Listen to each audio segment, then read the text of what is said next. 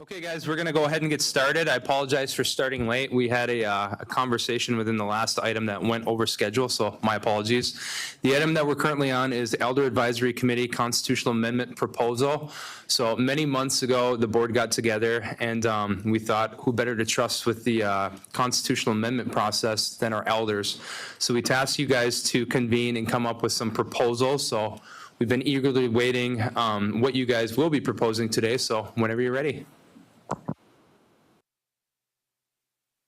Yes, thank you for having.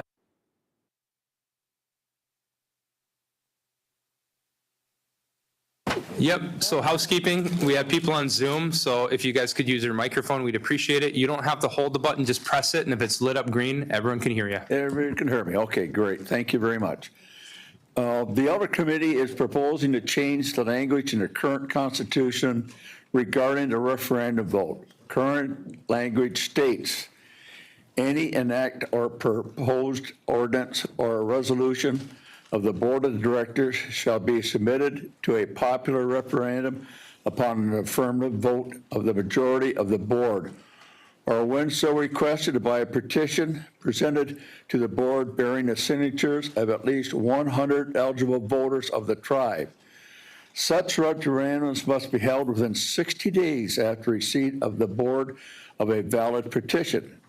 A vote, a majority of the elder voters voting in such referendum shall be conclusive and bearing upon the board of directors provided. However, that at least 30% of those entitled to a vote shall vote in such a referendum conducted pursuant of the tribal ordinance.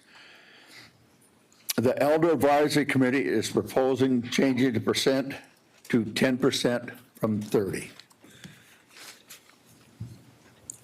And that's our proposal for a referendum for amendment to the Constitution. So that's the first proposed amendment would be lowering the threshold for a referendum to be successfully passed from 30% of registered voters to 10%. Correct. Okay.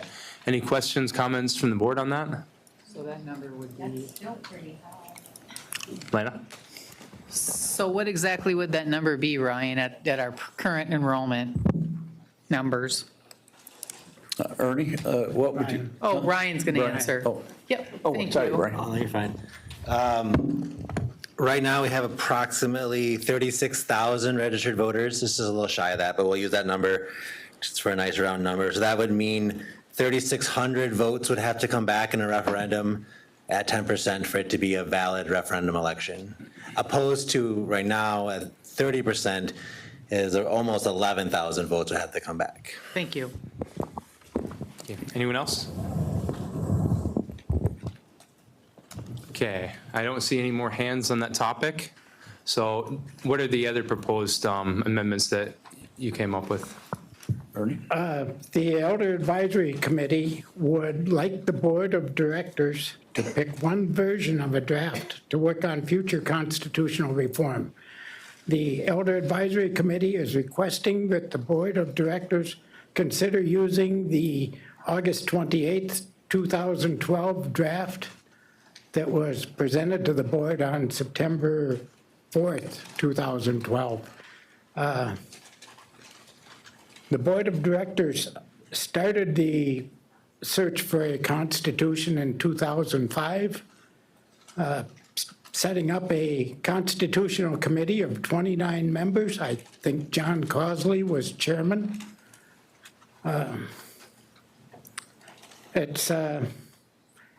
It was worked on for 3 years and presented to the Board of Directors and rejected.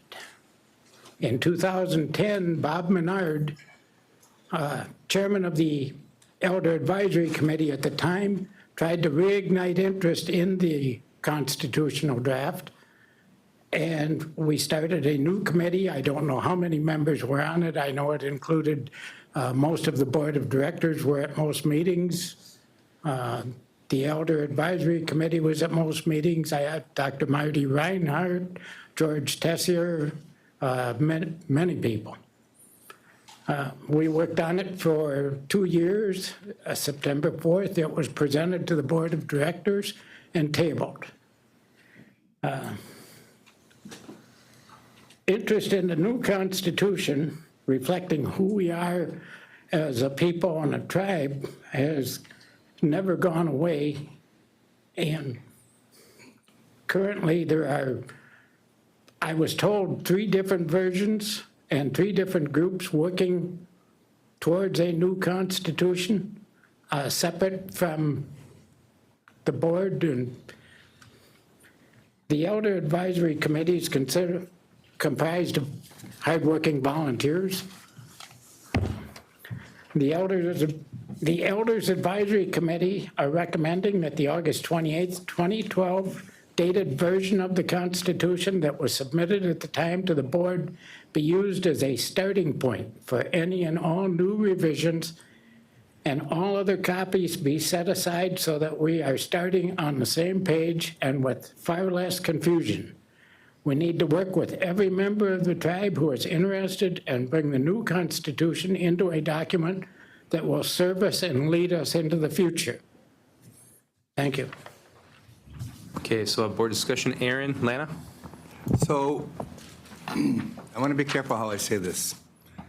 I'm not sure who had the idea to ask the elders. I was worried, because I wasn't on the board then, that it would be to try to get to you guys, to get you to come up with something different, or a 2-branch, which is total nonsense, a 2-branch separation of powers. But for whatever reason they asked you, I'm grateful that the Elder Advisory gave fidelity and respect to the first 29 people who spent 2 years of their lives to draft this up. We spent about $400,000 at the time, and all the work was done and presented to the board, and the board sat mute. Nothing happened as a result of that. That's in '07. Then 2012, it was revived, in large part because Mr. Menard kept telling us the Elder Advisory is waiting for us to get off the stick and do something. And so when the board brought it back up, we authorized by vote a review, including any of the original constitutional members that wanted to participate, the Elder Advisory specifically invited to participate, and any members of the board of directors to attend. The board was prohibited from attending the first 2 years because we didn't want the board to contaminate the process for those first 2 years. A couple board members violated that and they attended, but most of the board did not. And so I'm grateful that the Elder Advisory, who's supposed to be our body that advises us based on wisdom, has the wisdom to say there's no reason to start all over again or to go in a different direction, but to give fidelity to all that work that was done. And so I appreciate that. What I understand where we're at is if parties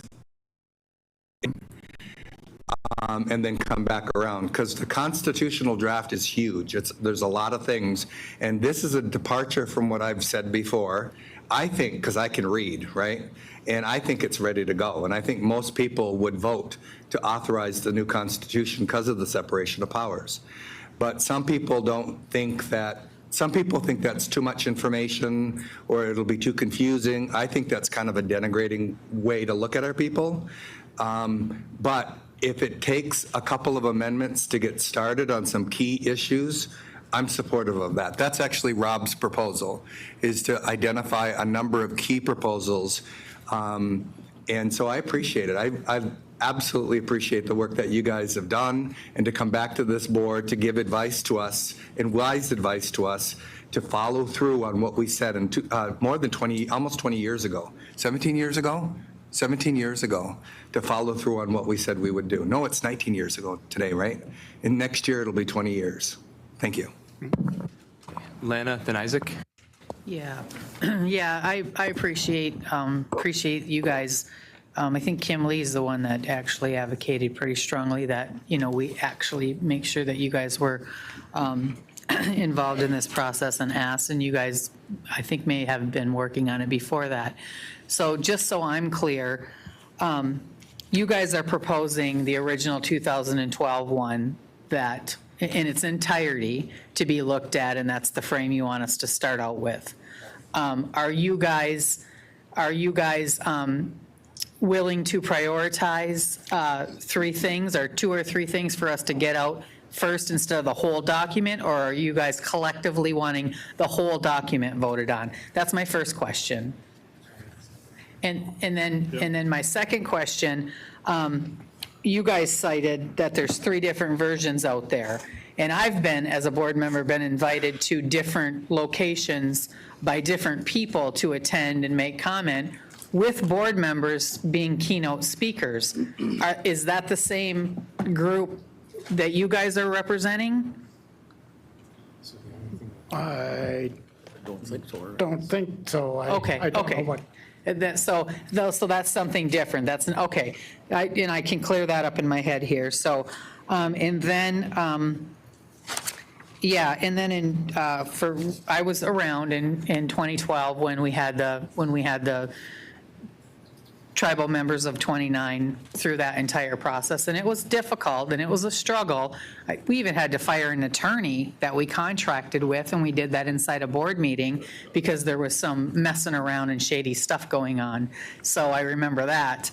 And I also remember voting to send this document out in 2012 as well. So I do think there's things that we need to prioritize, and I'm hoping that, just to make it, and I guess I have to agree with Aaron, just to make it easier on some things, if we send this whole entire thing out, that's going to be confusing, and I'm hoping that we can get you guys to come up with a priority list of what to change, because at this, have you guys been advised through this document how much it will cost? And that's not a stopgap for me, but have you guys been advised on how much it will cost to implement this Constitution, and what steps we need to take in order to do that? Because that was a discussion almost 20 years ago. So I think those are all factors that we have to think about. Just me reliving it today, later. So have you guys talked about that? Just prioritizing amendments? Other than me advising the Elder Advisory Committee that cost factor was a major stopping point in 2012. We haven't discussed any cost factor today. So nobody has given you a cost factor on what this would be? This original 2012? Not in 2024. Okay, yeah. And I can't remember, I know Aaron can, but I can't remember, I'm thinking it was like, how much was it, Aaron? I'm thinking $900,000 back in 2012 to implement this one. No, I think you're right, but you got to deduct all the current expenses from that, because some are using that number as a scare tactic. I know, and I specifically said that that's not why I'm bringing it up. I'm bringing it up because that's a factual situation that we have, that we have to think about. That's why I asked if you guys have talked about priorities. But, okay, and I'm going to listen to what else you have to say, so I appreciate you guys being here. Okay, so who's on the list to speak? So we have Isaac, Aaron, Rob. So I have to step out. I have to be on an important government call regarding a potential land transfer. Tyler is going to be chairing things from here on out, and I will be back as soon as possible. But I appreciate you guys traveling to be here. So we've been looking forward to this to a long time, and I'll get updated once I'm done with the call. I appreciate it. Tell them we want our land back. Or go back to where they came from. Is that basically it? Okay, that's okay. I'll keep trying. Isaac, you're next. Hey, me too. I want to thank you all for traveling here, and I'm sorry that you had to wait outside there. We should have been a little bit more promptly ourselves. And I noticed, and I think we all know there's a bunch of groups working on constitutional reform for the tribe, but you're the only group that I respect, and you're the only group that I've ever talked to about it, right? We asked you we delegated a task to use to help us with the constitutional reform, and that's the group that I only talk to. I have not attended any other meetings. I don't really bring it up at the board table unless you guys are here, because I want to hear from our elders first before I submit a resolution depicting how we should go about constitutional reform. So I just want to know, I want you to know, I truly support your effort, and that's the only group I plan on and will work with. Thank you. Aaron. And, Rob, I'm going to hurry up and go to Rob. So I would like to thank you all for being here as well. And I'd like to especially give you thanks for giving credence to the 2012 committee and requesting that we start with that draft. I don't know if any of you are aware, but that's exactly what I did on October 1st, was bring forth a resolution to move the separation of powers forward, which only extracted the articles necessary to achieve the separation of powers. So you'll see within the new Constitution draft, there's a lot. I don't believe it would pass as is. I don't believe it's okay to put it in front of our members and say, take it all or get none. I think we should prioritize, like Lana said. And, you know, when you go about the tribe, the top thing that you hear members refer to is they would like a separation of powers, because it separates the powers that are vested in this board and provides a check and balance to the board. And I think that's one thing that came from the notes of you guys' recent meetings, is that you want to be able to hold the board accountable. And I agree with you. I think that that's absolutely necessary, and there's no way to hold us accountable if we retain all the power. So that there needs to be a check and a balance system.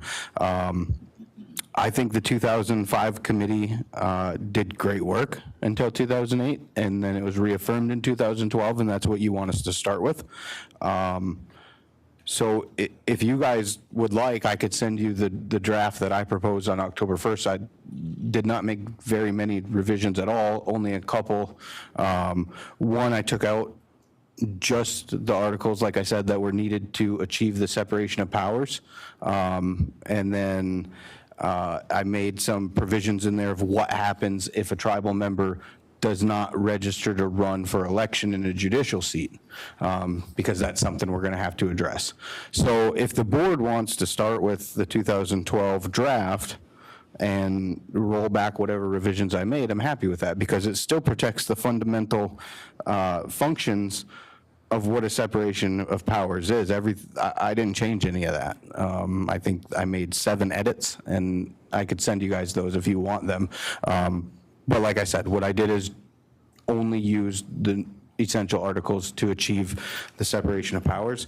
And I think that's where we have to start. I think that's the best place to go to achieve accountability for this board. And it's also the most instrumental action we could take to turn over power from this board and put it in our members' hands, is by way of the democratic process, and allow them to elect judicial officials that provide a check and a balance to us. And I don't think there's any other way to do that other than a constitutional amendment. So I'm really glad that you guys brought this forward and provided us this copy of this Constitution that was last affirmed in 2012, because when I presented it, it was the worst document ever, right? And so thank you guys for bringing it forward, because I was told that every word of this would be redlined, so I'm glad you like it. Aaron. So, first of all, again, like I said, I would have preferred to have done the whole thing, because it's our chance to adopt a constitution to move us into the future. So when you know our history, the IRA constitutions were created in 1934 and forced on tribes to have corporate boards of directors and a chairman. That's foreign to us. That's not our indigenous way. A corporate board and chairman is what you see in companies, not in governments. In governments, you have a governor and you have a legislature.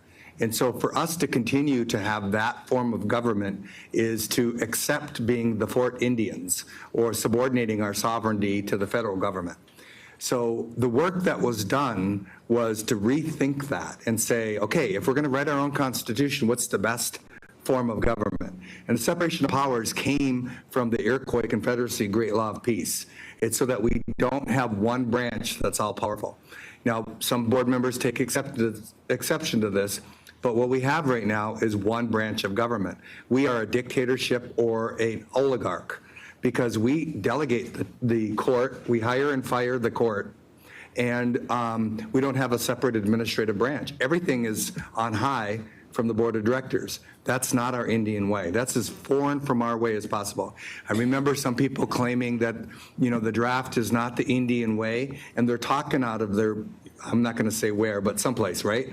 Because all they were doing is giving scare tactics not to pass the new Constitution. So my preference would be to adopt the new Constitution in its entirety with everything that was worked on.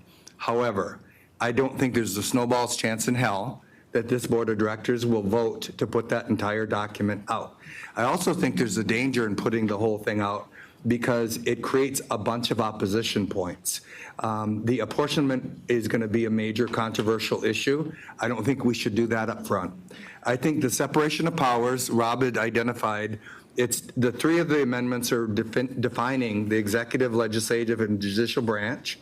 Also the Bill of Rights. Right now, what we don't have as citizens of this tribe, this is why I think all of us, 100% of us, should be on the side of adopting a new constitution or amending it. We currently do not have standing in tribal court.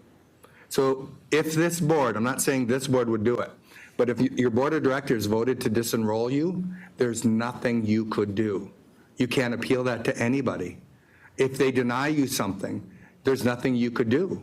You can't appeal it. The only thing you can appeal is what the board delegates for you to appeal. And sovereign immunity protects entirely the board of directors from anything. And so we need a Bill of Rights. So if you read through the section, you guys did, but for people that are listening, the Bill of Rights section makes us as citizens have standing and have some individual authority and rights and liberties and protections from the very government that governs us. And so that's another section that's in the draft. The section on sovereignty and the section on jurisdiction. That's it. That's all that's in the new, on what Rob is proposing that we put forward. We can fight over the other amendments and subsequent amendments, but I think it's critical, if we're going to do anything, to pick out the one items that I think everybody is going to agree on. And you're going to be shocked, because while some board members think that this is not what the people want, my prediction is we're going to get a 75% approval rate. The members are tired of people making excuses time and again. If you read my article this month, Rob was 17 years old when this was drafted. That's 17 years ago. And now he's on our board of directors. If a 17-year-old back then could understand the need for a separation of powers, then why can't we? Why can't we understand that? So I think I appreciate where you guys are at with this. And we can live to die another day and fight over other things later, but let's just get this done and have something to show for ourselves so that we're planning for future generations. I know one last thing is, for now, one last thing is that it's going to be difficult for a body that currently has carte blanche authority over everything to divest themselves of that authority. That's going to take some humility. Isn't that one of our 7 grandfathers? It's going to take some humble action for us to give up that authority and trust that the people of the tribe will vote on a constitution that's the best for our future. So I'm there now. I believe that our people will vote on it and they will approve a new constitution with a separation of powers. Just to follow up on 2 things really quick. So you'd mentioned apportionment, leaving that out. That's written into the legislative section. No. If you read what Rob sent, and I know we've said this repeatedly for board members to read what he sent, the apportionment part is not in the draft that Rob sent. So the apportionment, and it does need to be fixed because it currently reads, our Constitution reads, that we shall have a board member for 500 members or fraction thereof. We don't comply with that. We haven't complied with that probably for the first 2 or 3 years of our existence. That's not contemplated in the first draft. But in the separation of powers document that they're asking us to go off of, apportionment is written into the legislative branch. So in the full document, apportionment is, and what the elders reviewed, they are supportive of it. But in what Rob circulated and what I went through painstakingly, and I did my analysis, it's not in that. No, we're not going to affect, we're not going to try to address Unit 6 or at-large or all of that in the first try. My preference, like I've said repeatedly, I'd like to do that, but I think that some will use that as a poison pill to either get the board not to vote for it or to get the membership to vote it down. We can do that later. We don't have to do that in the first run. It's not in the draft that Rob circulated. Right, agreed. He said, let's go to the 2012 version, and that was written in the 2012 Yeah, version. and I'm saying my preference would be to do the 2012. Their preference is they say that's ready to go. Okay. But what I'm saying is I don't think that there's 7 votes on this board to put that draft out. There isn't. Well, I would say too, contrary, we need 2 things to pass immediately. That's separation of powers and removing the Secretary of Interior simultaneously. And I disagree with that. And the reason for that is because while we've been around for 51, 52 years as a tribe, we are still not mature as a tribal government. And I don't mean anybody individually. Our structure is not mature enough to be able to handle the challenges that are going to come through litigation in tribal court. I don't have faith that we should take the protection of the Secretary of Interior out until our separation of powers is solidified. That's going to take legislation. It's going to take litigation for a couple of years. And so until that happens, I'm not comfortable with including that. That is not what Rob proposed. That's not in his draft. Isaac, Lana, and then it looks like Rob. Hey, so as you can see, we're already making decisions of what to put in, what not to put in. But like I said, I'm waiting to hear from you. So I haven't even reviewed it in probably 6 months because I've been waiting for the advisory committee to come to us and say, hey, we like this, we don't like this, we think we should move forward with this. But as you can see, we're already moving forward, but I'm still waiting on you guys and ladies to give me some advice of what we should do and shouldn't do. Lana, then Rob. Yeah, I got to agree with Isaac on that one. You know, we're talking about Rob and Aaron's draft of the Constitution. So you guys are standing behind the 2012 one, and that does include the Lower Peninsula and 3 different representation down there, the Western, Eastern, and Northern at large. This is the one you guys are presenting to us and want us to send out. Is that fair? Or are you guys wanting us to, have you seen Rob and Aaron's proposed document? I have not. No, I'm asking the elders. I'm not asking if it's been online. I'm asking if they've Hey, seen guys, it. no back and forth. The Have you guys- questions directly from Lana Yep. to the elders. I have not seen the proposal. And as far as being a ready document, I believe that it will never pass unless we get board members and tribal members to work on it, to fix what problems we still have with it. Yeah, and I think that, you know, and Rob did present a revision. Well, I guess he said, how many did you, well, there's no back and forth. Some 7 different areas to change in this. You guys aren't aware of those. So I think we're already starting out at a situation where you guys are presenting this, as Isaac said, he's been waiting, and so have I, to see what you guys were going to present. You presented, and I like your big bold letters with my readers, because I can read it really good. I love it. So I'm clear on what you guys want us to first initially resolve, and that's how many it takes back for the referendum. And you guys want us to start from the 2012 document.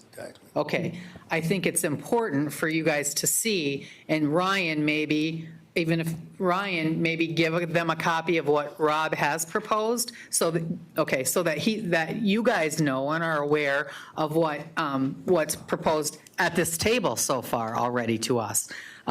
Because if we're really going to go down the avenue of making constitutional amendments and changes, everybody does have to be on the same page, and right now, we're not.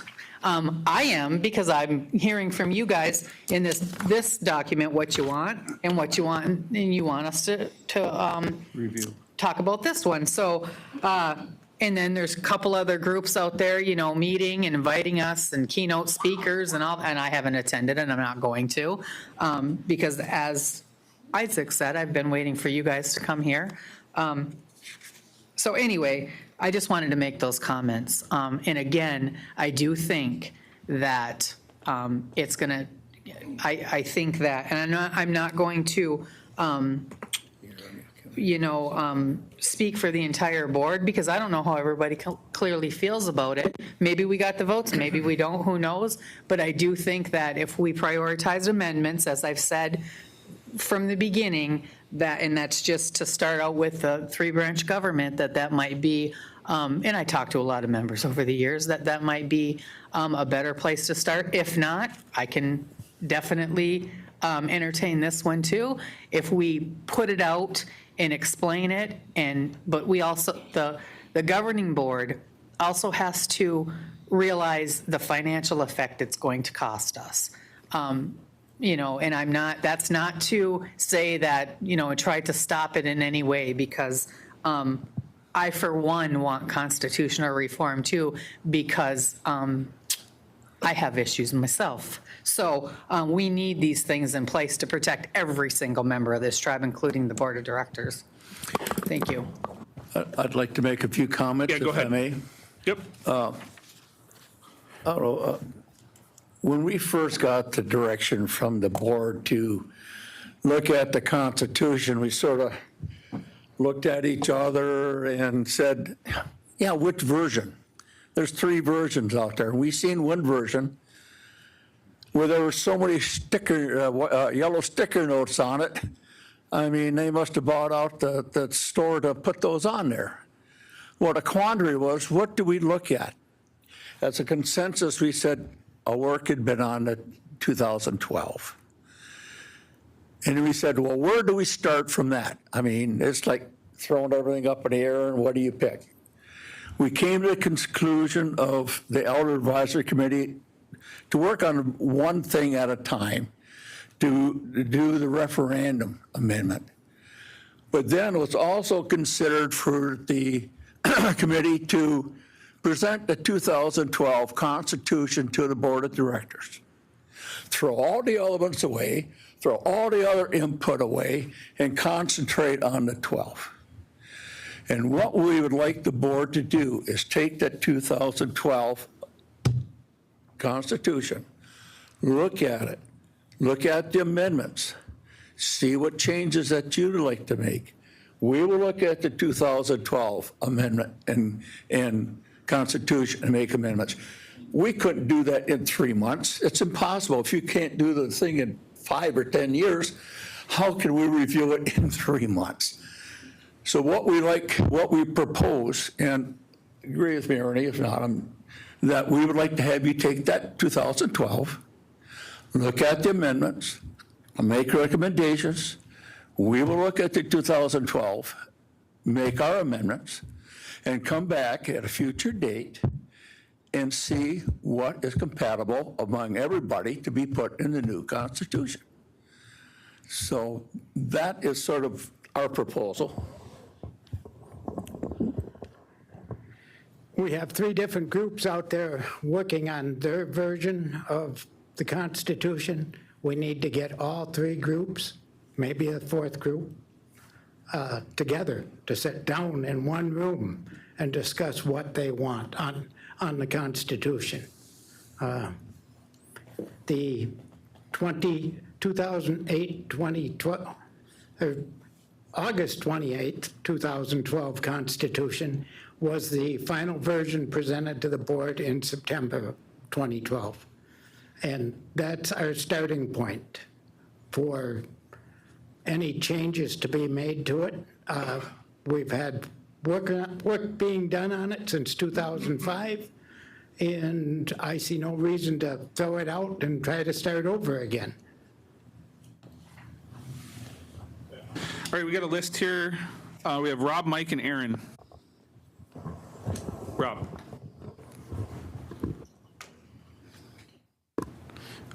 Okay, so first of all, I have to do a disclaimer here so I don't drag Aaron down with me. It's not Aaron and Rob's draft. I drafted this personally by reaching out to members and getting feedback from anywhere I could. And honestly, I've been, no joke, working on this since I was 17 because I was on the youth education activities, Tribal Youth Council. I was the president for 2 years, and we were active when the 2005 committee started. So we were well aware. We attended board meetings. We did Battle of the Boards back then. We kept up on our politics. So for anyone to say that this came out of nowhere, it's not true. You guys brought forth a perfect reference of it today.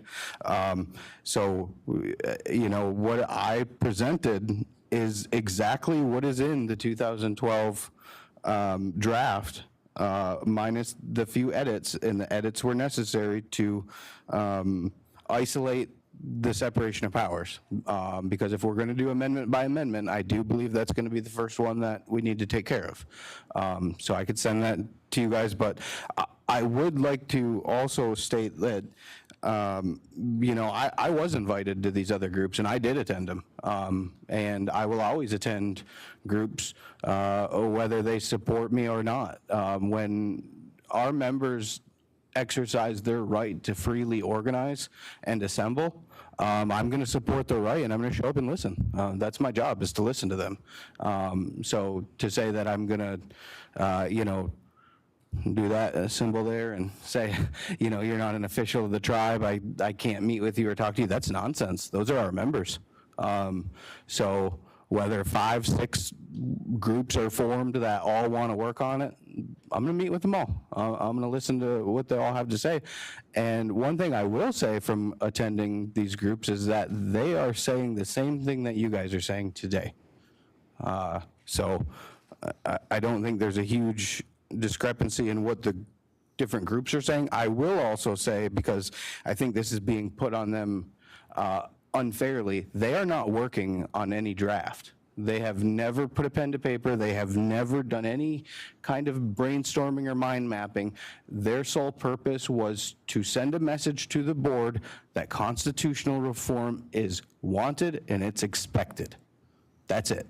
So there's not this other group out there working on some draft.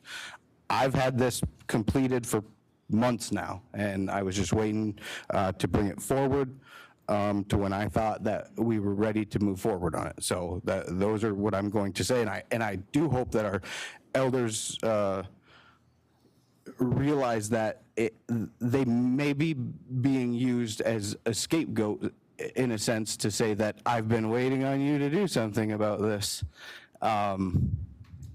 They know what they were elected for. They know what they put on their platforms. And it was the separation of powers for most of them. So I really hope that nobody tries to use you guys to hang this up, because in my opinion, you're being very clear of what you want. You want constitutional reform, and that's why you're in front of us, and I appreciate you guys. Mike, then Aaron. I agree with Rob as far as if there's other people out there having the discussion, keep on having those discussions. It's helpful for anywhere. I do agree, though, that you guys should probably all get in the same room at one point, too. So with that being said, I think using the 2002 draft as a goal, 2012 as a goal isn't bad. I don't think, I agree with Aaron, though. I think if we tried throwing out, if we all right now agreed to send this out, I think too many people, there's too much in there that people will form oppositions to it and they'll kibosh it. And I don't, as I think Aaron says this all the time, I don't want to throw the baby out with the bath water. So this language here, though, I mean, you guys are proposing the First Amendment to be the referendums, though. I had been hoping for the first the first one to be separation of powers. I was hoping that's what was going to be coming forward. And I understand you guys have been working on this, so I appreciate the work. I was hopeful that it was going to be separation of powers. And in the absence of that, with Rob's changes on extracting separation of powers from the 2012, and that work's already been done, I'm hopeful that maybe you guys can take a look at that, and it's something that could be relatively quick turnaround. Take a look at it. The work's been done. Give your nod of approval of, yes, this is a good amendment to our current constitution to get us on track on what the end goal of the 2012 draft. So if you guys were supportive of the 2012 draft and he extrapolated those, I think that would be a great starting point. In addition to, maybe it'd be the two amendments, the separation of power and the referendum language as going out to a BIA election. I would support that.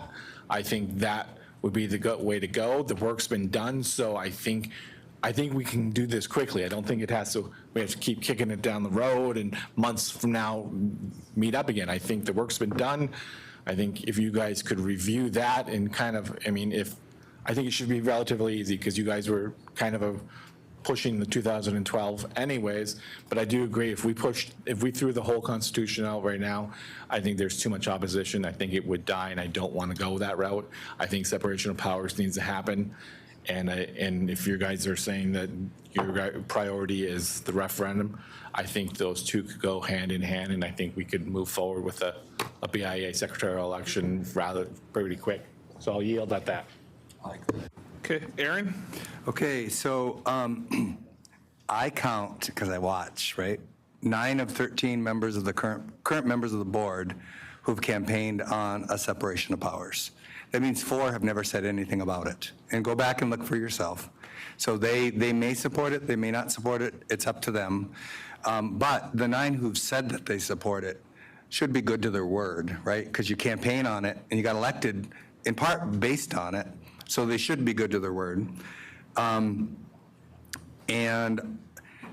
I want to say the committee, the Constitutional Convention Committee, the way that it happened is the board each got to nominate somebody, the existing board. So remember, there's 29 and there's only 13 members of the board. And then there was another process where people could put their names in, and then the attorneys screened them, and then they selected them. I nominated Richard Mastoff, who's now deceased. He never got to live to see this outcome. And Todd Gravel nominated Clarence Hudak, who's in the room. I think a lot of people chose to campaign and politic on this because they painted this picture of the at-large people taking over the government. The maximum that would result in an amendment with apportionment would be, I think, two or three seats for at-large. The vast majority still is controlled within the service area. So some use that as a reason to kill it because they painted this picture that somehow Clarence had some magical charm over everybody. That group was very diverse. There were people on that committee who I never would have appointed, but they came together because they put differences aside and they looked to our future and what would be the best separation of powers to withstand going forward. And they came up with the draft that they did. I do want to clarify something because it sounds like we're interpreting that the 2012 draft is somehow different than the 2005 draft. It's not. If anything, it might be 1% different because the way the board structured it, and Angeline Bully, the firekeeper's daughter, Angeline Bully volunteered to conduct the process for the board. And what she did was she had it all up on the screen and she just went section by section by section. Then we went around the room and took a consensus. Everybody that was there was permitted to speak. And it included the board of directors, except for there were 2 or 3 board members who boycotted and they didn't show up. And the advisory board and anybody from the original committee that wanted to participate attended.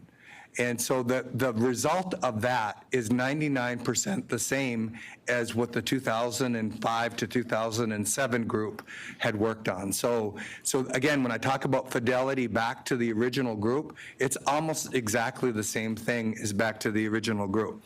The only reason why I concede to doing amendments is because, again, I don't believe there's 7 votes on this board that will vote to put it out, the entire draft out. It's not going to happen.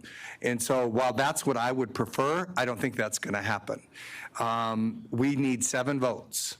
So we would like to have everybody come on board, but we need 7 votes. I count that we have 5 or 6 votes solid, so there might be 1 sway vote. But this is going to happen, right? So what we need to look out for, though, because what I've seen in the past is some board members have said that they support a separation of powers, but they have put out poison pills in order to get the board not to vote for it. Or they voted on something they know the people will not support.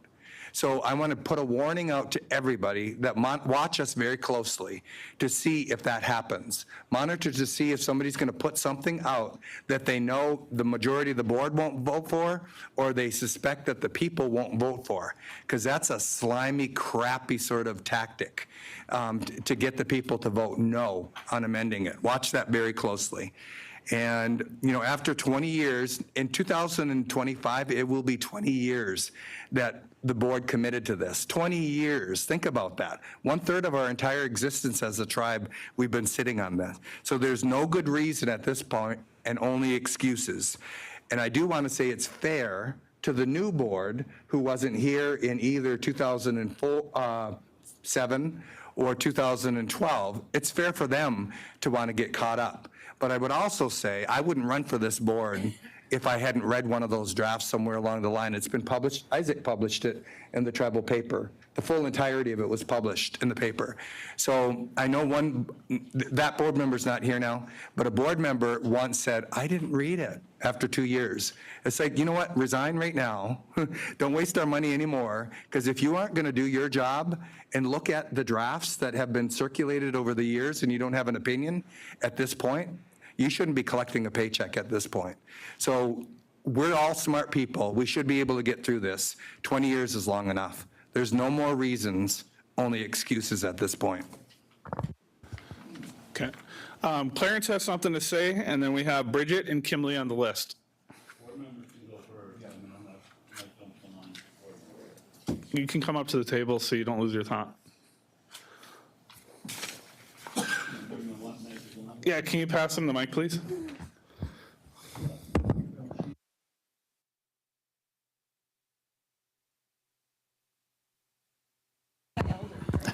I am. I thought he was here as an elder.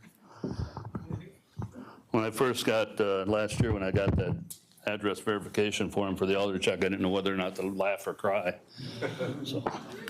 So some of you might know, that I was on the original Constitutional Convention Committee, one of 29. I should have took stock out in Excedrin at that time, because there were weekends that my head was ready to explode, because it was difficult. There was Richard Mastaw and me. We're the only 2 that were on that committee that don't reside in the Upper Peninsula. So for us to try to convince anybody on that committee, what we thought should happen was difficult, to say the least. And, but one thing I did bring, and like I said, it may never happen, but I brought the concept of a Unit 6, because I live in Sheboygan, and originally there was a Unit 6. It wasn't in the Constitution, but I have the letter from Fred Hatch to the elders in Sheboygan saying, Washington told us we can't bring you in. There can't be a Unit 6 because of Washington, not because of our tribe up here, but because of Washington. So when we were doing the new Constitution, I brought that up and was able to get that language in there, but convincing the other members of the committee what I thought was right. But as soon as that happened, it was like, then the poison pills started, as Aaron said. Well, how about a Unit 7? How about a Unit 8? How about an at-large? And that document could probably be 5 to 7 pages long, but it just, people kept adding things to it and adding things to it in order to make it harder to understand and more difficult for the majority of the people to pass. So that's why it got so long. Personally, I don't speak for the committee, this is myself. I think there should be a separation of powers, a Bill of Rights, and a right of referendum to start with. Get those three out of the way, and then move on. You know, we can work on the other stuff later. And that's coming from somebody who firmly believes there should be representation in the northern Lower Peninsula. So I guess that's all I got to say, other than just an idea. If there is a separation of powers, the OGMA, the executive branch, he's gone from this board. So in order to create a tie break, you're going to have to add one. Why not do an at-large for the ceded territory in the Lower Peninsula? There's your added one. You have a Speaker of the House or Speaker of the Council that breaks the tie. That's my idea. Thank you for listening. Thanks, Clarence. We have Bridget and Kimley. Okay, well, I have a lot to say, but I've been trying to do a lot of listening. I do want to say that we decided when Rob brought it forward that we were going to start meeting with the membership and give them basically an open mic and be able to have back and forth discussion. And we're supposed to do that. It looks like we're going to have to start that in November, which I hope that you guys also will attend that so we can get everybody that wants to be involved in the room to do that at the same time. And whether we start at the beginning of the document and go line by line and go through it, and then maybe then come up with our priorities, whatever those are going to be, with, like I said, everybody having input, and whether or not we go to units or whatnot, we can offer Zoom, and hopefully everybody can get their opinion in there. But I don't, like I said, I don't want it to be you get 5 minutes and we're not going to talk or answer anything that we can at that time. I want us to have, not really any rules, obviously behavioral maybe, but let people speak freely on what they want to see. Now, I'm going to ask that, because I'm sitting here biting my tongue because I keep hearing all this stuff about the past and this stuff, and I don't want to, I've been here for 12 years. I was here when we first went through this. I have a lot of my own opinion on what happened back then, but Aaron, I'm listening to you keep bringing all that bad history back up, trying to say certain board members and certain this and that. That's not going to help us. It didn't help us then. Sometimes you talk and you make it so that it's not going to happen. You make us mad, and let's forget about all the past that has happened. There's 13 of us sitting here now. We're going to invite the membership in. Let's not throw that in there and make comments like I can read and I think that's just, it's not necessary. Let's just forget of what happened in the past and move forward today. Otherwise, we're going to be in the same situation we were then. So I'm going to ask that you do that, and all of us, not, and when we do this, I hope legal and CFO will also hopefully be able to tell us the impact, because I think it was more like maybe $4 million that we talked about. I don't think it was 900,000. I know it was in the millions. And, when we first talked about bringing this to the Elder Advisory, I thought, I don't know if, and it was nothing on them, but it was on the fact that, to me, I figured we were setting them up for failure, because they can look at what was presented in the different versions of it, but with really, are we going to subject them to meeting constantly about this and not know what we're thinking or the financial impact? Because that was part of the reason that it wasn't sent out as well, is in when we talk about the poison pill, yeah, I do believe, and I wasn't a part of that back when it was written, but I do know people that were on the committee, and there was things put in there on purpose, I think, that so it didn't get passed. So you could say, well, we had a constitution, but the board, big bad board, wouldn't send it out, or whatever and like I said, I don't want to go back and be negative. And to say, you know, did I say I wanted a separation of powers or to update the Constitution? Absolutely, I've said that. But I still have the opportunity to voice my opinion, and I still will vote on how I see fit, depending on what is written and what is presented. So I don't need somebody to remind me of what I said I was in support of, because I know, and I will stand behind it, whatever I vote, and the membership will get my explanation. But you know, all of us we can support something until it's presented in writing, and there may be another reason why we're not. So let's move forward in a positive way. So just on that note, before I move on to Kim Lee here, I think, you know, Bridget's correct. For the remainder of this meeting, at least as I'm operating it, let's stay to the content of what we're discussing and not accusations of each other, how we feel about each other, or even going back and forth like this. Let's move this Constitution forward and stay to the content of what's in the document and how we can work together to move this forward in a healthy way. Kim Lee, then Aaron. Well, with that, so I do want to thank you guys for coming, and I did fight not to task you with anything, but to ask you for your wisdom, because sometimes we forget all too often who the keepers of that wisdom is. And so I appreciate that you guys brought this forward and you gave us your thoughts on it, and it's a great place to start, rather than, like you said, looking at multiple different versions and multiple different groups, which I'm not saying that everybody isn't free to meet and give their thoughts. I actually appreciate that too. And I don't attend any of that because I don't want anybody to not be heard because of an accusation of board members steering something. So, which is the reason I didn't attend your guys' last couple meetings, because I want you to be heard. So with that, I would like to ask that we have Bob seek out the financial impact that that's going to have, whether that be in pieces or as a whole. I personally would love to be able to send the whole document forward, and that's so working on that and moving forward to get that done. If we can't, then whatever we need to do to make it make sense and be able to get everybody to agree.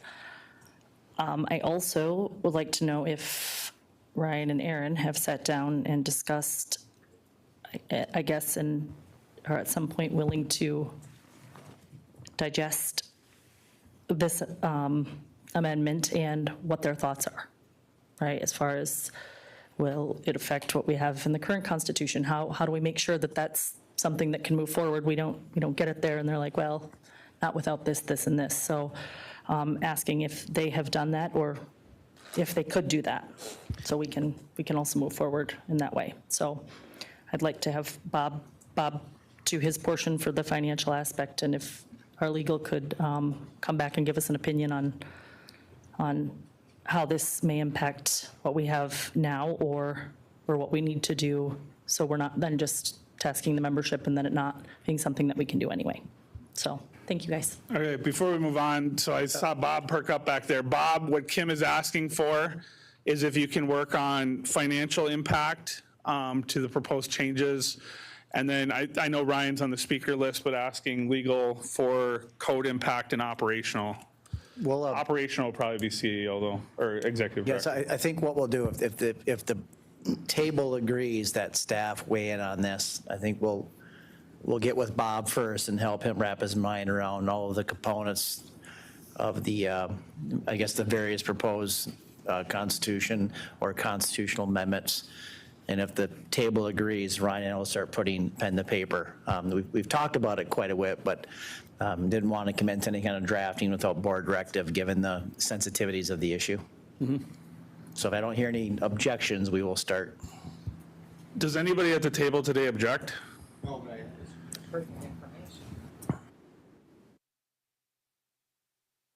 Is this pertinent to this?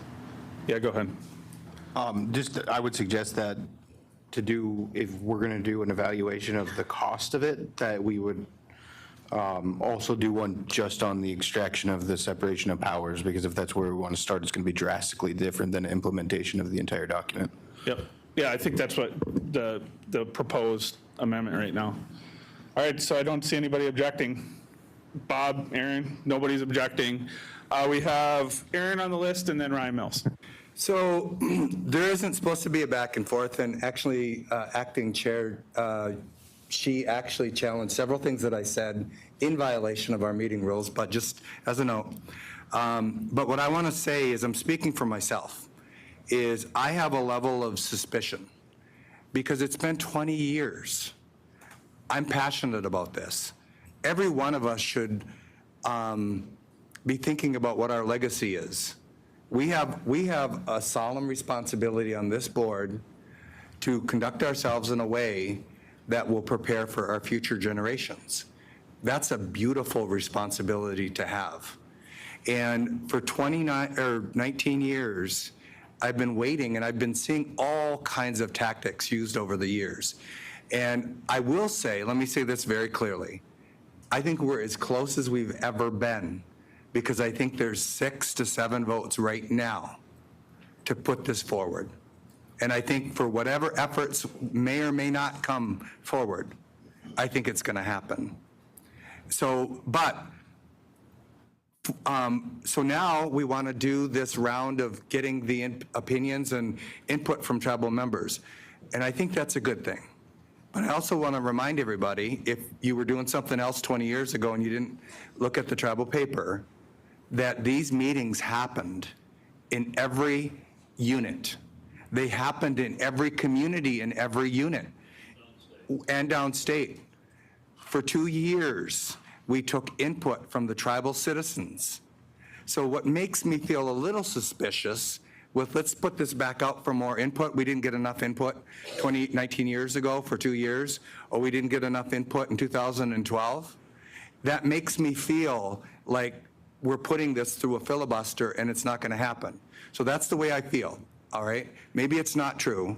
Maybe these meetings that we're going to have will be an opportunity to explain what's good about the draft, and we educate the people about why it's important. Maybe that's what it'll be instead. Time will tell. Let's watch and see what happens when people come to those meetings. The other thing I'm feeling uncomfortable and suspicious about is the reference to the financial impact. What is the financial impact of being a real government and having true sovereignty and having real rights as citizens of a nation? What is the cost of that? This was debated in 2005 through 7. It was debated in 2012. And the response is, what is the cost of sovereignty to you? What is the cost of that? And we spend some money on some things that we probably shouldn't spend it on. You know, we've got some businesses that are never going to make a profit. So wouldn't it be better to spend that money on enacting a real constitution with a Bill of Rights? The fundamental piece that is missing that should alarm every citizen of this tribe is right now, if we take an adverse action to you, to your liberties and your rights as a citizen of this tribe, you have no recourse. As an American citizen, you do. You have due process rights. But we don't have any due process rights articulated in our Constitution. That's why, to me, it's a no-brainer that the citizens of this tribe would insist that we, once and for all, after 19 years, maybe in the 20th year will be the charm, that we enact a Bill of Rights that gives you standing in tribal court and gives you due process rights in tribal court. You don't have that right now. And it should not be comfortable for any of us sitting on this board knowing that neither of us and none of you have any real constitutional rights to protect your due process. That's why the Bill of Rights section was drafted by the people who were wise enough in 2005 to 7 to draft that up. And we're sitting on it, and we've been sitting on it for 29 years. So having said that, I said my piece. I do believe there's 7 votes on this board, so whatever tactics might come up or maybe not. Yeah, Maybe let's stay away from that. Okay, I ask you to be fair and balanced in the way I that am. you do it, because you didn't do it when she impugned my integrity for 5 or 10 minutes in front of this whole audience. You didn't do that. Okay, so I'm going to ask you to do that. So I'm going to ask everybody to watch our actions. Watch what we do. Watch what we support. Watch what we will permit or not permit for the voters to be able to decide. Think about what I just said. There's something very paternalistic about a group of people that think they know better. Objection, stick to the topic. Yep. I am exactly on the topic. The business on the floor is this amendment. Okay. Let's discuss the amendment. Okay, and in this amendment, it affords the rights of our citizens to challenge the very actions of this board. And it would give us rights, because when this board calls me out of order, Objection, what? in violation, I have the floor. Objection. I'm talking, you don't have the authority to issue an objection. I'm Aaron. asking for a ruling of the chair. Aaron, the ruling is to move forward.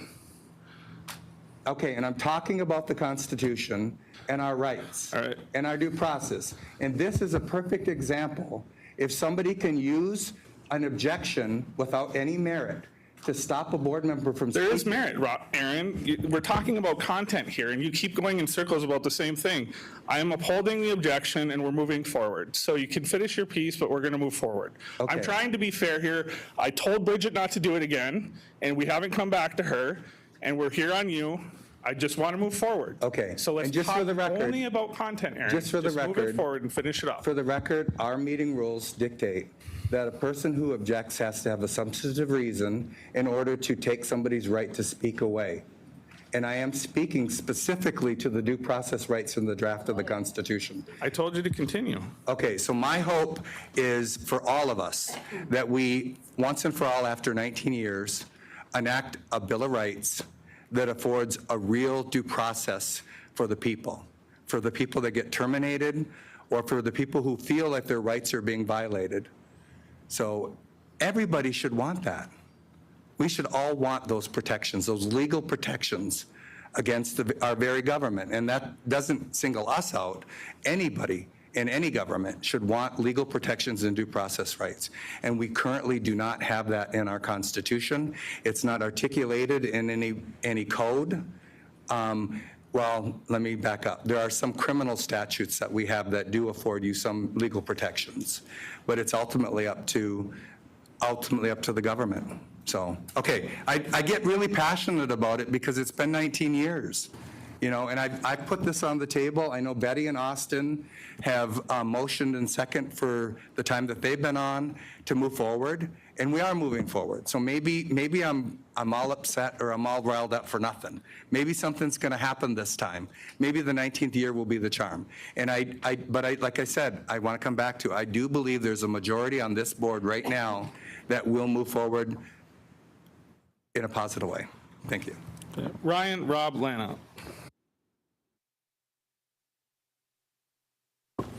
Okay, I'll be quick because the conversation kind of moved away from what I wanted to put on the record. But just going back to the referendum, so I had the pleasure of having a meeting with the Elder Advisory Committee as they were formulating what they wanted to present to the board. And part of what we talked about and what I talked about with them is if conversations now or in the future get hung up on separation of powers, if they wanted to recommend going forward at least one of their priorities being the referendum, that currently is our only check as members on you, the government. When you pass a resolution, our only way to check you to have our voices heard is the referendum. And so having an obtainable goal, having a number that possibly we could reach as members if we want to bring a referendum is probably why the conversations that I had with the Elder Advisory Committee is, I think, and I want to speak for them, why they reached that as one of their priorities. I just wanted to put that on the record. We do have a check in our current Constitution. It might not be a great one. We have a way to make our voices heard, but that number right now seems like a lot to reach, which is why we've talked about that being at least one of the things that the Elder Advisory Committee wanted to push forward to the board to consider. If we do it in small chunks, maybe that can be one of those first chunks we attack. So even if separation of powers never got enacted, we still have a somewhat meaningful check. It's a way to at least put power back to the people, so to speak, back to our membership in a way that we might not currently have with the 30%.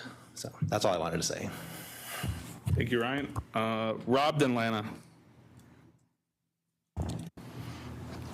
So again, thank you guys for being here. I'd like to state again that, when I was part of the youth council, we did watch our politics, and I think Lana might be the only one that's here from then. But we did engage with our board. We had a lot of good conversations and battles of the board, and we actually went to the meetings. So for this idea, for the separation of powers to be in front of us now, what is it, holy, 17, 18, 19 years later is pretty astonishing to me, because I'll be the first one to say that I never wanted to be in this government. I wanted to be in the government that was talked about during the establishment of the committee. So when I decided to run for the first time in 2014, my goal was to help establish the government that I wanted to be a part of. I don't want to be known for being a part of an iron fist board that retained all of its power while simultaneously telling the members that we believe in a separation of powers. It's hypocrisy. It's not okay to do that. For me personally, I wanted this, I wanted to see this happen far before I was on the board. When I was 17 or even 15, 16, and attending those meetings where this was talked about, I thought by the time I got here, I would be able to step in and serve in a government that was already full of checks and balances, and the power was retained by the members. That just wasn't the case. So I never, I always wanted to be a leader. Even when I was that young, I went to all of our United National Indian Tribal Youth Councils conferences. Our board back then sent us all over the country to be trained in leadership, and I think I've been to 9 total of those leadership conferences, and they're really great. But like I said, I never wanted to be in this form of government. I thought it would be done by now. So I think when we talk about cost, there might be a monetary cost of implementing, but that doesn't even scratch the surface of the cost of the integrity we're losing to our people. The cost of truth, the cost of the 7 grandfathers that we say we should live by but don't, because we constantly tell our members what we're going to do every election cycle, and it just hasn't happened yet. And I think it's time for us to move forward. We're way beyond that. The other thing I'd like to point out, just so this doesn't go in a million different directions, I want to be very specific on what was motioned in the last meeting. What was motioned was that we would refer the amendment that was presented during that meeting, which is the one I put on the table, would be workshopped in October and November. So I expect that we start there. And if someone has a different idea, you have to bring it to the table and have it be presented that way. But I do expect to workshop the one that I presented. Thank you. Lana. Well, I'll be the bearer of some good news. I've had professional, lengthy conversations with members of this board of directors over coffee or just having conversations. And I think everybody's intent here is to at least begin with the separation of powers. I think everybody, and that's my opinion, will stick to that and want to move forward and put everything that happened in the past and move forward. So that's the good news. The other good news is you guys are sitting here, so that's, that's better news. We're getting somewhere. The content of the document, it's good advice. I was so glad to hear Ryan say that, advising that, the one form of a voice we have in that is that referendum, and for that to be a priority change in that document, because that was brought to us from legal a while back.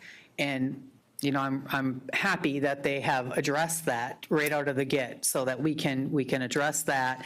And I don't think that anybody is bringing up the financial impact to be any kind of stopgap in this document. That is proper planning and a responsibility that we should know and you should know as elders on how much things are going to cost. That way, if it is to do it for a referendum, a separation of powers, elected judges, where we can properly plan those things and do it the right way. Because sometimes, you know, there's one thing saying we send it out, well, it's going to cost $4 million, $8 million now, you know, where are we going to get it? It is proper planning at this side of the table, and I think that you guys appreciate that and would want to know that. So I'm glad that you guys are going to work on that and let us know, and from then forward, we can say, okay, these are the things we can do and afford. So that's what I wanted to say. I think there's good news in this, and just assure you that in my position, I've had good talks with many of the board members, and they're sincere in wanting to move this document forward and aspects of the document forward. So I hope you leave here knowing that there, in my opinion, there is sincereness in doing that. And not to stop it up or anything like that. And I do remember those battles of the boards, Rob. Those were fun, and I wish we still had them. So I played basketball, and last time I played basketball. Okay, thank you. Thank you. Aaron? So I want to believe, Ryan, you tried to give us some ray of light. In 2012, there were 300 signatures submitted to overturn a decision of the Board of Directors. There's a written legal opinion by the current general counsel that it was a valid petition, and the members never did get to vote on that. So that's what I always told people, that we have our right of referendum. At least we have that, because we can overturn a dumb decision or a misguided decision that the board would make. We never got to vote on that. There were 300 signatures, and there's a legal opinion that says it was a valid referendum. In 2022, the sole source contract for vendor contracting, also there was 200 signatures to overturn that decision. There was not a legal opinion from our legal department, but there was an election commission opinion, and the board voted not to put that out to a referendum. We have since, in the wisdom of the board, abandoned that sole source contracting concept. But that was, the right of referendum was not honored in either one of those. And the people did not have any due process rights to challenge that. This is not ancient history, because this board, at least the majority of this board, understands that sole source contracting was not a good decision, and the board overturned it eventually, but the people could have overturned it 2 years ago. We probably could have saved a couple $1 million and not moved in a direction that was not allowable by ARPA funds. So those are two examples of the right of referendum that were not honored at this board table, while the people did exercise their right. That's 500 signatures. There's probably some overlap in those signatures, but we were not permitted to exercise our right of referendum. That's what I'm saying, is we should have due process. If the very government that you're trying to appeal to is saying, okay, I know that you got the signatures, I know you followed the rules as established in the Constitution, but it doesn't matter because we're not going to let you vote on it anyway. That should not be allowable. That shouldn't happen in our government. Those are facts. Right. Anybody else from the board? Anybody else who made the trek out here want to say anything?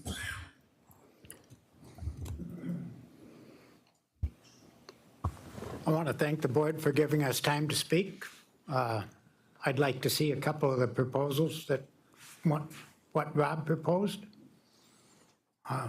Maybe we can have him send it to Katie. She can get it to us. Thank you.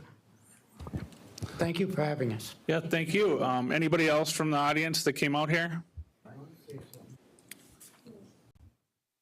Phil has something to say? Yeah.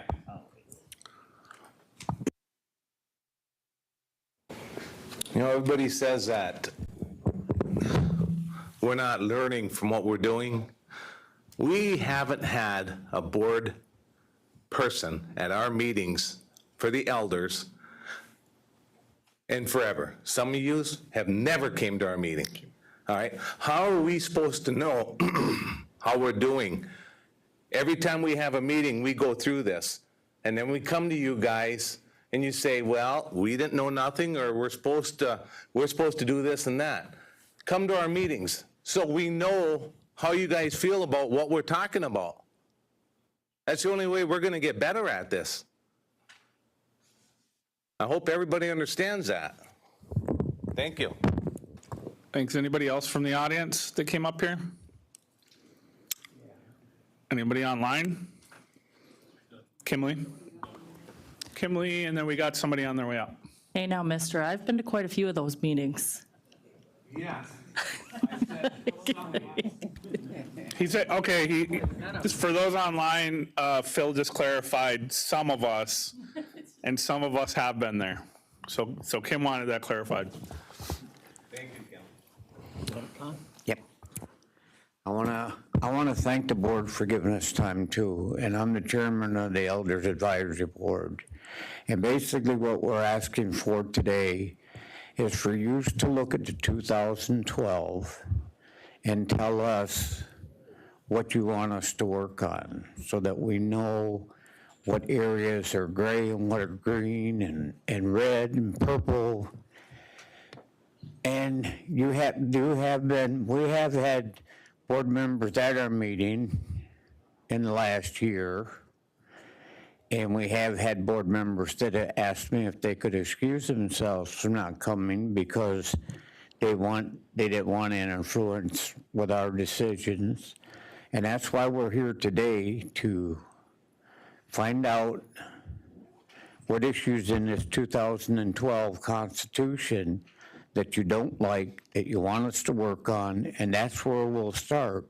That's why we asked to go right to this document that you have, because I was a young fella in 2010 too, and Jerome Peterson was my guiding light on this Constitution because he was with the rest of the kids on it, and he's influenced a lot of my thoughts on it. And Rob, I did see part of your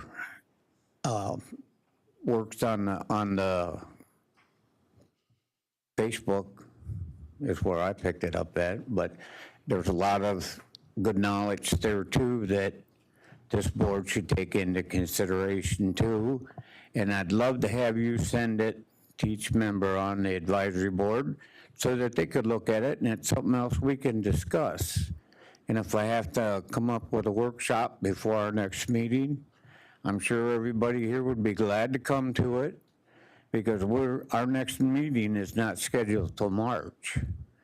But we can have a workshop before that and discuss it, so it's one of those ASAP things to get it out and get it to us, and that gives everybody time to look at it too and go from there on that. But I would like to thank the board for the time that you gave us today, and I see what goes on, back and forth, and, my point was I was so tired of hearing old board, new board. You're all board members. It doesn't matter.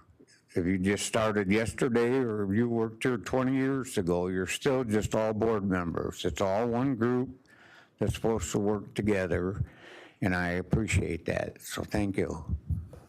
Thanks, Tom. All right, well, thanks for the discussion, everyone. I think part of the issue is we need to make sure that Rob's amendments are posted on a Sioux Tribe official page, both Facebook and website. I don't know if we can get that done, but I don't know if that's ever actually happened yet. That might be better, right? That might be better transparency than have it put on private or individual Facebook pages. So I don't know if we can, oh, Christina's in the room. So maybe we can reach out and get that put on both Facebook and our website so everybody has access to the actual amendments that were proposed.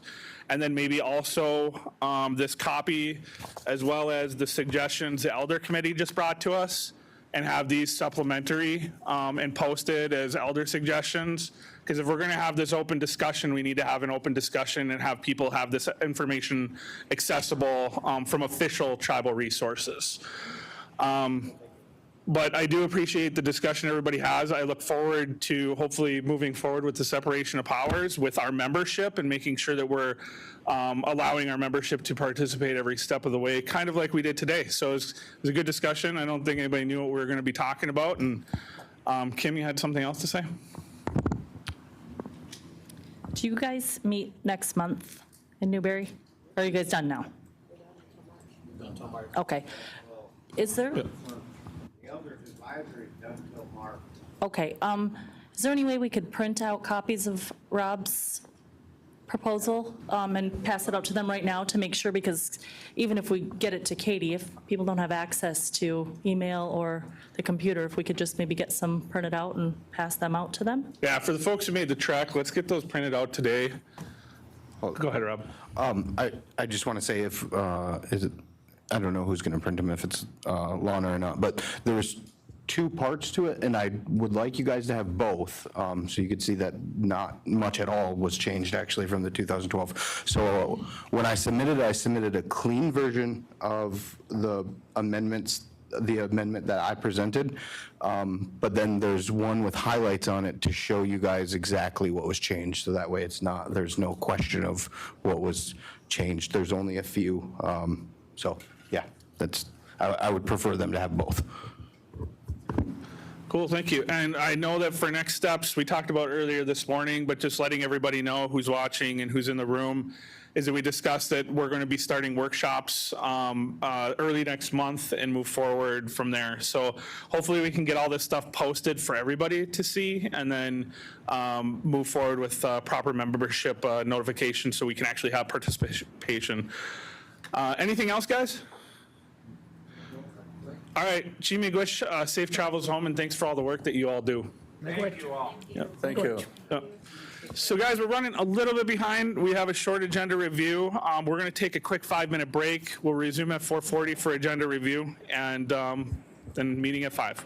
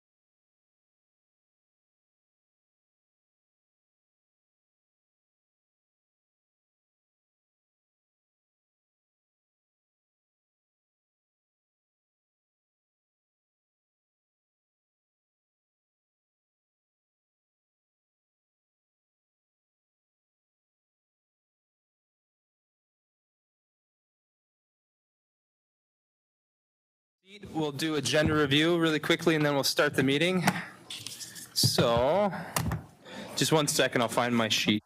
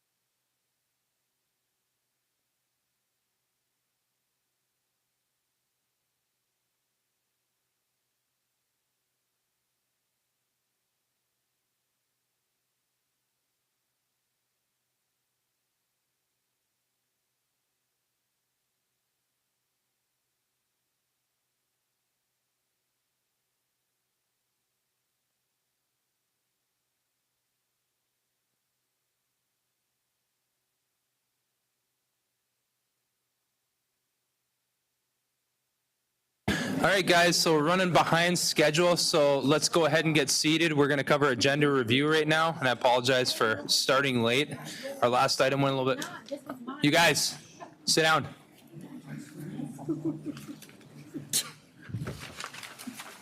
All right, so we're doing agenda review. The first resolution that's up is employment, summer youth employment program, FY 2025 budget modification. Do we have Brenda Kedrow here? Do we have someone from admin that can present this? Okay, thank you.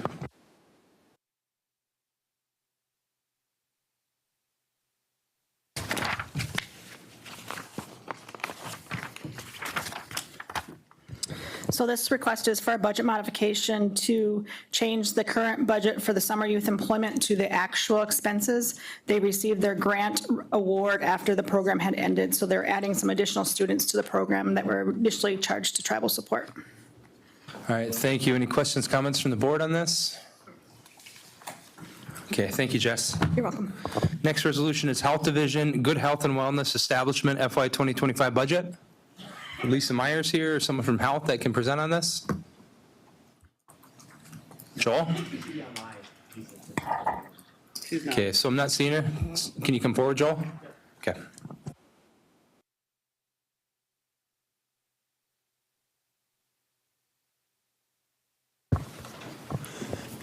So this was, Lisa's resolution was to accept the $2 million, sorry if I can't think of the acronym of it. If someone can help me out with that. There's a long T. Good health and wellness in Indian country. Okay, this is, okay, it's GWIC then. Yeah, so this is GWIC. This is a recurring grant we have. We received $2 million over 5 years, which will continue similar programming within the health division. Okay, thanks, Joel. Questions, comments from the board? Lana? Yep, since she's not here, I know that you're not prepared to answer these questions, but if you can give us like, the similar program and what are the goals and the objectives are for that, because there's a couple things I've been hearing about some things that were lacking, so, just to see what the updates are in this new grant for the next Oh, time yeah, coming. yeah, she could easily share the goals and objectives of the grant. Yeah. Yep, because, okay, thank you. Yep, not a problem. Okay, anyone else? Okay, let's move on to the next resolution. Thank you, Joel, which is Enterprises White Pine Lodge Motel FY 2024 budget modification. Jamie or Danny?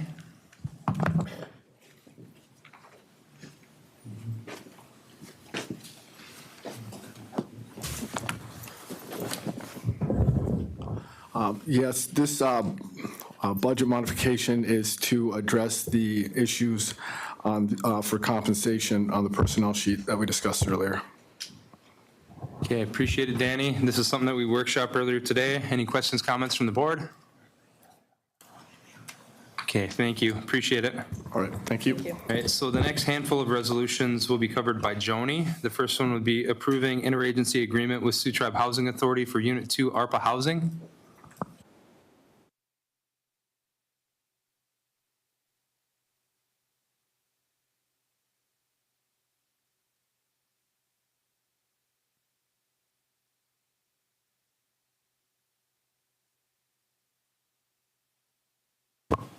Good evening. I hope it's okay. I'm going to talk about all three resolutions at the same time. They're just for different units and different amounts. So what we've done is we've been working with the directors in Unit 3, Unit 2, and Unit 5. And what these are is these will be interagency agreements for the Housing Authority to construct or provide the homes or the infrastructure that is necessary to carry out the wishes of each of the unit board members. And this is ARPA funding. Okay, any question for Joni on these resolutions? And as she mentioned, she covered all of them. They're just different units, so it's basically listing the Housing Authority as a subrecipient of the ARPA dollars to Yes. meet the obligation deadline. Yes, I do need to point out, I did hand out, or Kim handed out, a new resolution for Unit 2, where we had originally intended to build. We could not because of deed restrictions. So we relocated it, and we did reduce that amount. So it's a reduced amount. And then I'll get with the Unit 2 directors on how they want to spend the other dollars. Okay, thank you, Joni. We appreciate it. Okay, so the next resolution would be governmental EDC and housing team member vacation payout for 2024. Christine?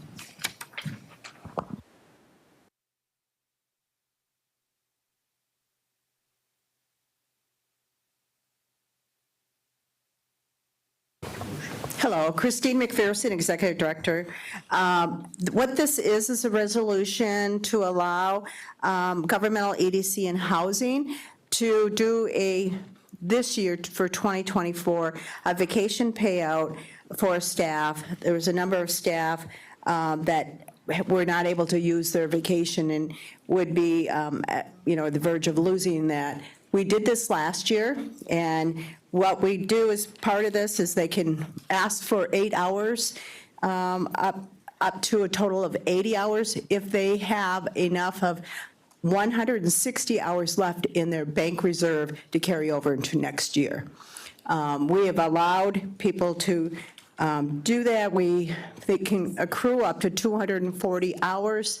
But when you leave employment, if you were going to leave, you only get paid out to the level of 160. Okay, any questions, comments for Christine, Bridget, Isaac? Just wondering, I support this, but I'm just wondering if we have any idea of cost, one. And two, because EDC operates at a different benefit package, do they not? That if they still have to keep 160 in the bank, I'm just thinking that, I don't know that people actually even qualify for that, because I know they just don't, I don't think get as much time as governmental or casino. I'm going to let Dan answer that. Yes, the EDC, that cost center itself and a few other ones are governmental and at the governmental accrual rate, but the enterprises are not. They accrue at a shorter period of time. Same as we've been more in line with the hourly and team members here at Kuwaitan. But that's different per enterprise, but it is different and it is less, a lower accrual rate. Sorry. So your first question is what's the cost, and it is $211,000. You good, Bridget? Okay, Isaac? You just answered my question. I want to know the financial implications. Thank you. Okay, anyone else? Okay, thank you, much appreciated. Next resolution is acceptance of government audit proposal. And Bob is going to cover this for us.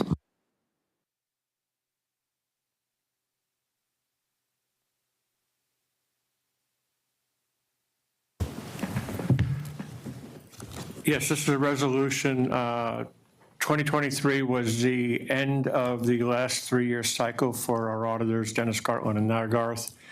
We sent out an RFP to start up a new three-year cycle for our auditors. And this resolution is to award the contract again to Dennis Gartland and Nargarth. We had 4 proposals, and they were through the matrix. We reviewed them, and we came back with a recommendation of the same audit firm that we've had, and we presented that to the audit committee at last week's meeting. Thank you, Bob. Any questions, comments on this resolution? Lana? I just had a comment. Is this just a new way that you're going to evaluate those? Because with the construction RFPs, you bring forward a memo with the recommendation and the amounts that they had submitted. This one's a matrix you're using now, and it's kind of really hard to read. Your guys' wording on these are getting smaller and smaller, or is it just me? Yeah, I can't read it. Yeah, because it's a different evaluation criteria that we use for auditors and say for construction. Is this the? It's the one we used 3 years ago. I mean, obviously we updated it. Is this the cheapest one? They were not the cheapest one, but the continuity of services, I believe, with the audit firm was worth it. The difference, there was four audit firms that responded. Over a 3-year period, they're about $25,000 a year higher, but they're also providing 200 hours more per year in services. So when we weighted it down to what the average cost per hour was, they were the lowest. Thanks, Bob. Okay, anyone else? Thank you, Bob. Appreciate it. The next resolution is rescinding Resolution 2024-94. I was the one that sponsored this. So right now, there's a standing resolution that places Christine over health. That's no longer needed since we hired a health division CEO several months ago. Rescinding this resolution is in no way, shape, or form a criticism of Christine. I think she did a wonderful job holding things down until we hired James. So again, this isn't a reflection of anything that went wrong with her. It's just we have a health CEO now, and that's his job. So any questions, comments? Kim, then Tyler? Who will the CEO report to? Board of Directors. Okay, do you think we need that put in there? It's already listed as a key employee. Okay. So Tyler? So why wouldn't we just amend this to put CEO of Health instead of Executive Director? You can probably do it a bunch of different ways. So you rescind it, it takes care of it. Well, if we amend it, though, it'll still authorize them to make any changes as needed based on the assessment that was done. Again, there's several ways to do it. You can do that or just rescind it. Anyone else? Okay, let's move on to new business then. Listed first under new business is conservation, so. All right, Clarence, can you let us know what conservation is requesting? Yeah, good evening, Clarence Hudock, Conservation Committee Chairman. This is regarding one of the permits that the Sioux Tribe has out in Big Bay, Denac. We are allowed to have 4 permits out there, two maximum gill net permits, 6,000-foot gill net permits. One of those Wade Jensen currently has. Cal Richards came to the committee last meeting and asked if Lucas Peterson, who has a trap net operation, was to turn his license in for the winter for 90 days, if he could pull that or be issued the other 6,000-foot gill net permit. And the committee unanimously approved it. Okay, so what would the motion language have to be then to provide Cal Richards with the 6,000-foot gill net? Well, yes, but under the condition that Lucas Peterson turns in his trap net license for the period of time that Cal Richards will be fishing, 90 days. Okay, any questions, comments from the board? Okay, Bridget? So this still, I see he's going to turn it over by November 10th. So he still can't actually fish the gill nets until like the 26th or something? Right, he would not be able to fish until after the closure is over. Okay, Yeah. that's what I wanted to make sure. Yeah, yeah, Okay. yeah. All right, thank you. Anyone else? And legal will draft the motion language, that way it's accurate. So appreciate it, Clarence. I think Ryan may have it, I'm not sure, but he had to step away. He'll be back for the meeting. Thank you. Okay, thank you.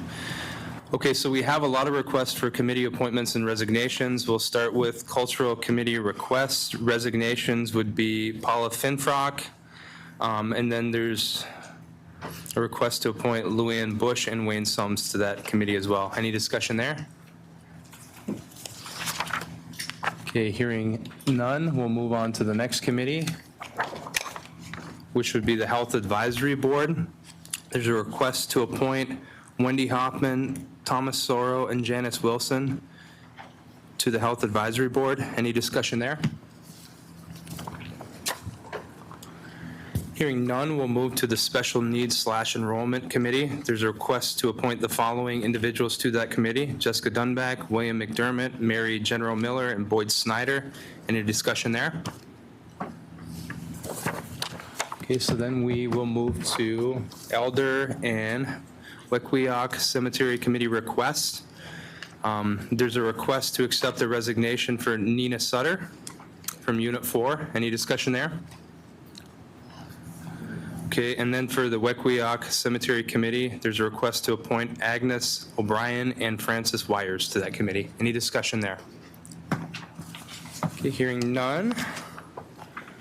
That is all the items. I believe Kim Lee placed new enrollment / elders on as well for new business. Then we just have board concerns. So that's the agenda. So let's give it a 5-minute break and then we'll start at just a couple minutes after 5. So 5:05 we'll start.